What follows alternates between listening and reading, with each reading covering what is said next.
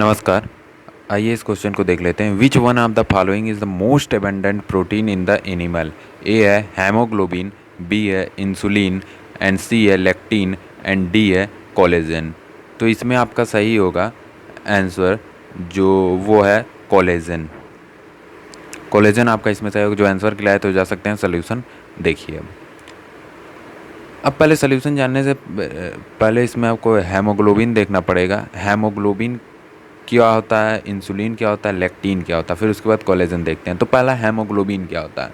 Haemoglobin जो होता है वो एक तरह का प्रोटीन है जो कि रेड ब्लड सेल में पाया जाता है। और रेड ब्लड सेल क्या होता है कि रेड ब्लड सेल ये है रेड ब्लड सेल, और red blood cell oxygen carry करने में मदद करता है आपकी बॉडी में, और ब्लड को रेड करने में मदद करता है। और जो हेमोग्लोबिन का जो लेवल होता है वो आदमियों में ज़्यादा होता है वोमेन के अपेक्षा।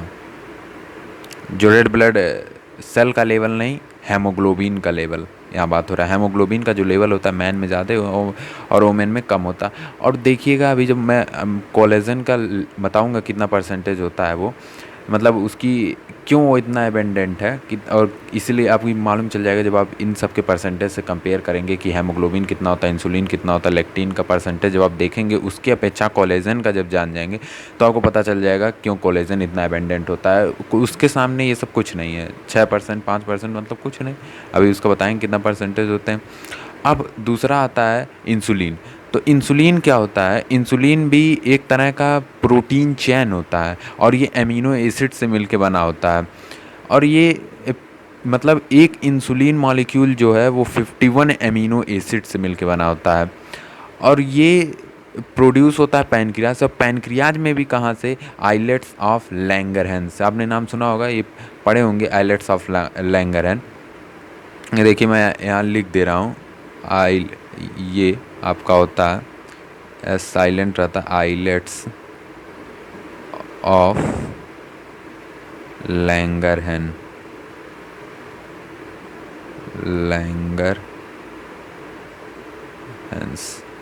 आइलेट्स ऑफ लैंगरहैंस, यहाँ से प्रोड्यूस होता है इंसुलिन।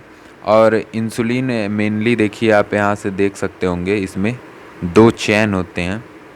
एक 30 अमीनो एसिड का होता है, एक 21 अमीनो एसिड का। तो टोटल जब एक मॉलिक्यूल इंसुलिन का बनता है तो 30 + 21, इसलिए 51 अमीनो एसिड्स का एक मॉलिक्यूल आपका तैयार हो जाता है। तो इंसुलिन भी मतलब उसके अपेक्षा कम है, मतलब उतना एबेंडेंट नहीं है। और फिर आपका आता है लेक्टिन। तो लेक्टिन क्या होता है इसमें देखिए, और इसमें आप बस यही इतना देखिए, ये सब देखने की ज़रूरत नहीं है, ये सब और हाई लेवल की चीज़ें हैं। आप बस यही देखिए। इस हाई लेवल की क्या है मतलब आप इसमें पढ़ सकते हैं, अभी मैं इसमें आपको बता सकता हूँ, बट ये क्वेश्चन में कोई काम की नहीं है ये सब चीज़ें। बस क्वेश्चन में आपको जो पूछा है उसके लिए बस इतना ही काम के लिए है।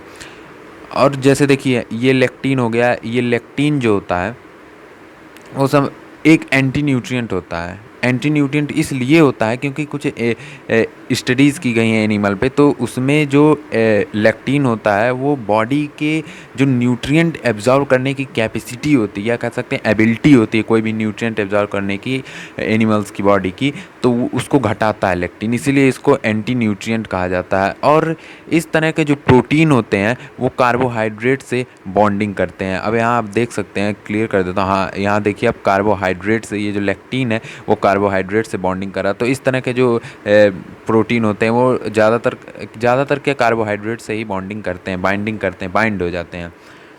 और ये जो लेक्टिन होता है ये लगभग वर्ल्ड में जितने भी ऑर्गेनिज्म है सब में पाया जाता है, चाहे प्लांट हो, चाहे एनिमल हो, चाहे वो माइक्रोब्स तक में भी लेक्टिन कंटेन होते हैं। और लेक्टिन बहुत प्रकार के होते हैं, जैसे कि कुछ ऐसे होते हैं जो बॉडी के लिए सेफ होते हैं, और कुछ ऐसे होते हैं जो बॉडी के लिए बहुत ही ख़तरनाक होते हैं। तो इसका एज ए सप्लीमेंट भी यूज करते हैं लोग, लेकिन बहुत इस रिस्क होता है इसमें। और फिर उसके बाद आते हैं अपने डी ऑप्शन पे, जो कि हमको समझना है कोलेजन क्या होता है।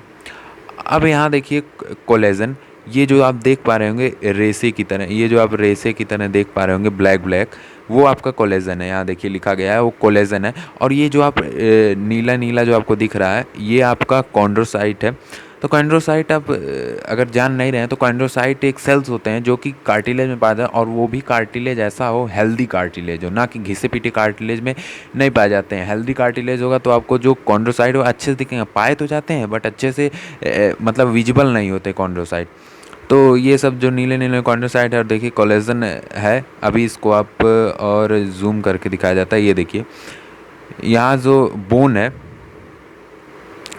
ये बोन के पास, ये देखिए बोन के जो ये कार्टिलेज होता है, कार्टिलेज मैट्रिक्स, देखिए एक बोन यहाँ होगी तो एक बोन यहाँ होगी। जब ये दोनों बोन ज्वाइंट होते हैं, बीच में जो मसल्स टाइप के रहता है उसको हम कार्टिलेज कहते हैं। तो एक कार्टिलेज मैट्रिक्स होता है। देखिए ये जो नीला नीला आपको दिख नहीं रहा है, ये इसकी बात नहीं कर रहे हैं।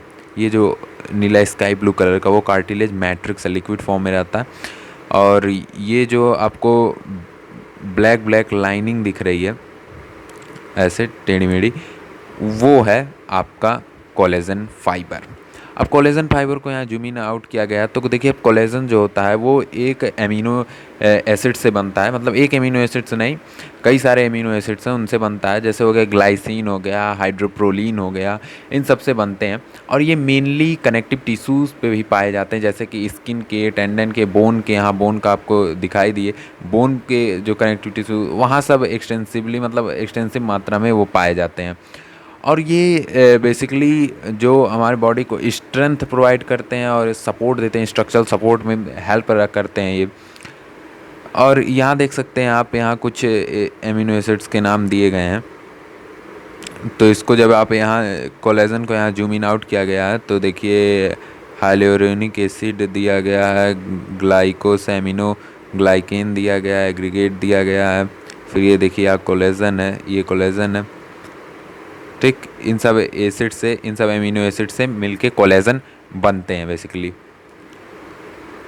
अब देखिए मेन पार्ट जो आता है, कोलेजन कितना होता है।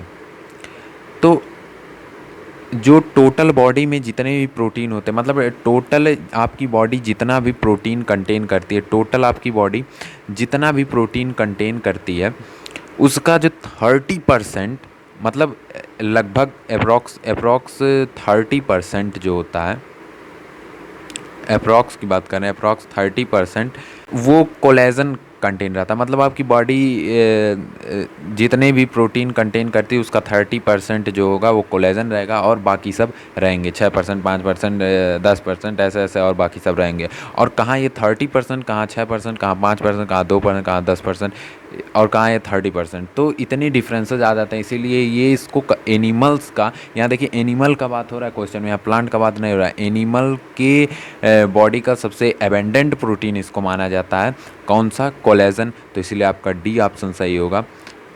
बस यही है। परेशानियों को जला देना यूं कागज की तरह, परेशानियों को जला देना यूं कागज की तरह, चुप न बैठना यूं ही भिखारी की तरह।